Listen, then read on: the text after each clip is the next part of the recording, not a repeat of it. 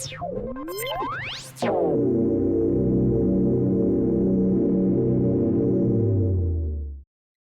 everyone. Today we are going to start with chapter 6 from JL Devore, which is on point estimation. Now in this chapter we are going to understand some general concepts of point estimation, and then we are going to describe two important methods for obtaining point estimation. Let's first understand what exactly is point estimation. I've said it multiple times कि जो हम ये statistics में चीज़ें पढ़ रहे हैं, इनका मेन पर्पस होता है पॉपुलेशन के बारे में कुछ conclusions banana based on the results from a sample. Now let's say that we want to know the population mean.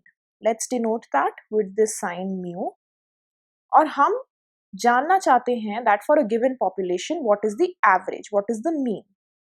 But because we cannot get data from population, हमने एक sample बनाया है and for that sample we are calculating the sample mean. Based on this value of the sample mean, we can make some estimate about the population mean. And this entire process is called as point estimation. क्योंकि यहाँ पे हम exactly वही value estimate कर रहे हैं, meaning that अगर suppose करिए sample mean का value आता है 10, then we are saying that this is the point which is an estimate for the population mean. So let's now define point estimate more formally. So point estimate of a parameter theta, तो हम इसको generalize कर रहे हैं and we are saying that measures like population mean, population variance, population proportions are called as population parameters. And हमारा objective होता है इन parameters की value को calculate करना. So let's say that this is a population parameter theta. Point estimate of a parameter theta will be a single number that can be regarded as a sensible value for theta. तो point estimate basically parameter की एक single value होगी. It could be 10, 20, 30, any number which could be a sensible value for it. और ये sensible value हमें कहाँ से मिलेगी? We will get it by selecting a suitable statistic, and this statistic is derived from a sample. So in our example we had taken sample mean as the sample statistic for population mean. So basically sample से जो भी measure हम calculate कर रहे हैं उसको हम sample statistic बोलते हैं, और ये statistic is called as a point estimator, और इस statistic की जो value आती है उसको point estimate बोलते हैं. यहाँ पे sample mean will be called as point estimator, और ये जो value है which is equal to 10 will be called as point estimate. Now the next important question is to understand कि हम ये sample statistic ढूंढते कैसे हैं. So in this given example these are some 20 observations that we have, and हमको इन observations के लिए एक sample statistic derive करना है to identify the population parameter which is population mean. तो हमारे पास कुछ options हैं. The first example is that of a sample mean. यहाँ पे sample mean निकाल सकते हैं which is coming out to 27.79. Median निकाल सकते हैं sample का जिसकी value भी mean से काफ़ी close है. Then the other possible estimator is the average of two extremes, where हमने इस sample में से x की minimum value ली है, maximum value ली है और उनका average ले लिया है. The last is trimmed mean, जिसमें हमने sample की smallest 10% और largest 10% values को eliminate कर दिया है, और फिर जो हमारे पास बाकी का sample बचा है उसका average निकाला है. So these are four possible sample statistics जिसकी मदद से हम population average के लिए एक estimate calculate कर सकते हैं. Question ये उठता है कि हम इन चारों estimator में से कौन सा estimator choose करें. अगर हम एक layman की तरह सोचें कि हमें इन estimator में से कौन सा estimator choose करना है, तो हमारे को एक क्राइटेरिया जो दिमाग में आएगा वो ये होगा कि एस्टिमेटर की जो वैल्यू है वो पॉपुलेशन पैरामीटर की वैल्यू से एज क्लोज एज पॉसिबल होनी चाहिए, क्योंकि obviously we want the estimation to be as close as possible. लेकिन इस केस में प्रॉब्लम ये आती है कि हमको पॉपुलेशन मीन की वैल्यू पता ही नहीं होती है, because that is the reason why we are conducting this entire exercise. तो हम कैसे आइडेंटिफाई करें कि हमें इन चारों एस्टिमेटर में से कौन सा एस्टिमेटर यूज करना है. If you look at the values calculated for this sample, they are pretty much close to each other. किसी की वैल्यू 27.79 है, 27.96, 27.67, 27.83. So they are quite close to each other. Now which one do we choose? There are basically two rules जो हम follow करते हैं. The first is called as the estimator should be unbiased, and the second is that the estimator should have minimum variance. Basically हमारे पास जो भी possible estimators हैं उनमें से जो भी एस्टिमेटर ये दोनों प्रॉपर्टीज सेटिस्फाई करेगा, हमारे लिए बेटर होगा कि हम उस एस्टिमेटर को चूज करके अपने पॉपुलेशन पैरामीटर की वैल्यू को एस्टिमेट करें. Now let's try to understand what is the property of unbiased. Before understanding what is the property of unbiasedness, let's first understand कि जब हम बोल रहे हैं कि हमें एक population parameter की वैल्यू निकालनी है from a sample, तो हमको ये बात ध्यान में रखनी पड़ेगी कि there are possibilities of different samples being created. So obviously अगर हम किसी एक population में से sample निकालते हैं तो हर statistic की एक sampling distribution बनती है. तो you can have let's say many samples S1, S2 till Sn, और इन सारे सैम्पल्स के लिए जो हम सैम्पल स्टैटिस्टिक चूज करेंगे, लेट्स से हमने मीन को चूज करा, तो मीन की जो वैल्यू आएगी it will also be different for each of the samples. And another point is कि यहाँ पे जो वैल्यूज आएंगी for each of these samples, ये वैल्यू एक एस्टिमेट है फॉर द पॉपुलेशन मीन. ये बिल्कुल भी पॉसिबल नहीं है कि सैम्पल मीन की वैल्यू एग्जैक्टली इक्वल होगी पॉपुलेशन मीन के वैल्यू से. There will always be some error of estimation, and the purpose of picking the right estimator is to minimise this error. हम ऐसा एस्टिमेटर चूज करना चाहते हैं जिसमें ये एरर कम से कम हो. ये हमें पता होना चाहिए कि सैम्पल से जो भी हम वैल्यू निकाल रहे हैं एस्टिमेटर की, वो पॉपुलेशन पैरामीटर की वैल्यू से एग्जैक्टली इक्वल नहीं हो सकती. तो अगर मैं इसको जनरलाइज करके लिखूं और बोलूं कि ये हमारा पैरामीटर है थीटा और हम इसको एक सैम्पल एस्टिमेटर थीटा हैट से एस्टिमेट कर रहे हैं, I can say that theta hat will be equal to theta plus some error, and the purpose is to minimise this error. So the error will be equal to theta hat minus theta, and हमारा purpose है इस error को as less as possible करना. इस चीज को हम एक मेजर से समझते हैं which is called as mean square error और MSE.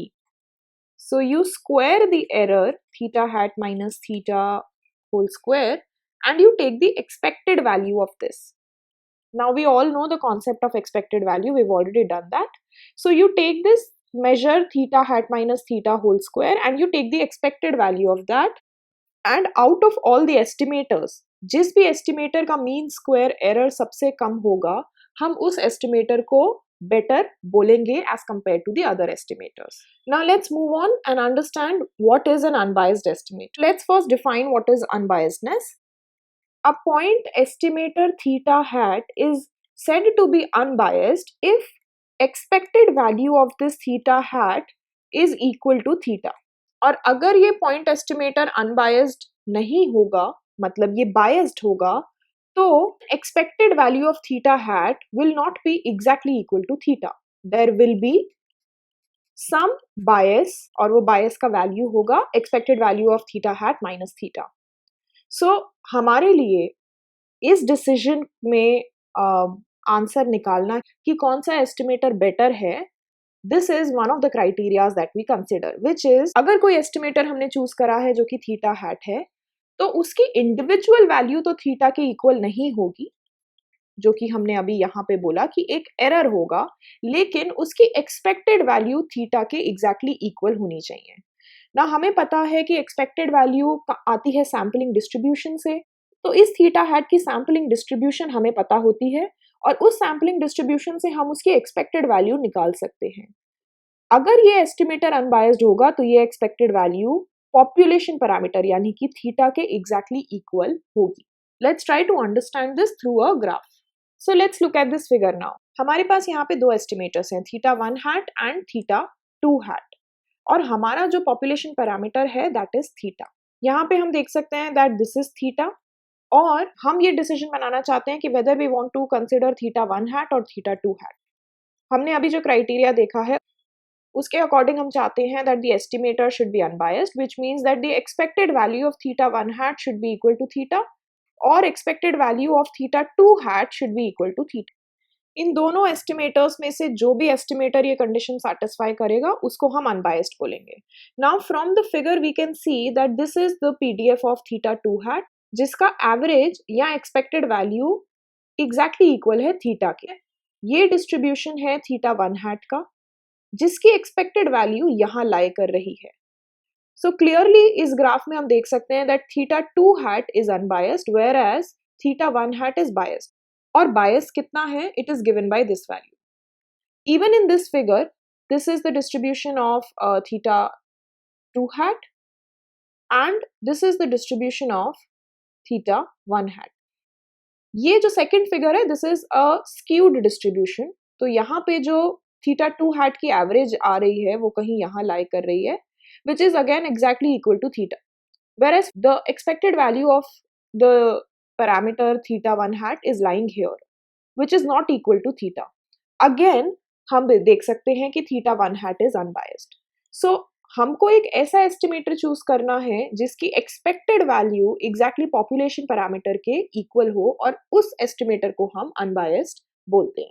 So the principle of unbiased estimation also claims कि जब हम बहुत सारे एस्टिमेटर्स में से कोई एक एस्टिमेटर चूज करते हैं तो हमें वो एस्टिमेटर चूज करना चाहिए जो कि अनबायस्ड है। नाउ हम कुछ कॉमन पॉपुलेशन पैरामीटर्स के लिए ऐसे सैंपल स्टैटिस्टिक्स की वैल्यू लिखेंगे जो कि अनबायस्ड होते हैं। So for example one of the most common population parameter is mu, population average, और इसका अनबायस्ड एस्टिमेटर होता है सैंपल मीन। अगर पॉपुलेशन डिस्ट्रीब्यूशन कॉन्टिन्यूअस है और सिमेट्रिक है तो सैंपल मीडियन और trimmed mean of the sample भी अनबायस्ड हो सकता है। For the population parameter population variance, unbiased होता है सैंपल वेरिएंस, जिसका फॉर्मूला है summation x minus x bar whole square upon n minus 1। Please note that this denominator is very important. अगर हम इस डिनोमिनेटर को n माइनस 1 की जगह n से रिप्लेस कर देंगे तो ये एस्टिमेटर बायस्ड हो जाएगा। तो पॉपुलेशन वेरिएंस का जो अनबायस्ड एस्टिमेटर होता है वो होता सैंपल वेरिएंस है, लेकिन उस सैंपल वेरिएंस के फॉर्मूले में डिनोमिनेटर में n-1 होता है, ना कि n. So that has to be remembered. Another result that we have is that when x is a binomial random variable with parameters n and p, then the sample proportion, which is x by n, is an unbiased estimator of population proportion. Basically, the number of success in the entire sample gives you the sample proportion, और वो population proportion का एक unbiased estimator होता है। तो ये कुछ examples हैं जो कि कॉमन एग्जांपल्स हैं जब आप पॉपुलेशन के लिए कोई पैरामीटर का एस्टिमेट निकालते हो, तो उनके लिए these are the sample statistics which give you unbiased values. In the next video, we'll try to understand the second property of estimators, which is that the estimators should have minimum variance. I hope this was useful. Follow our channel Beyond the Classroom for more such content.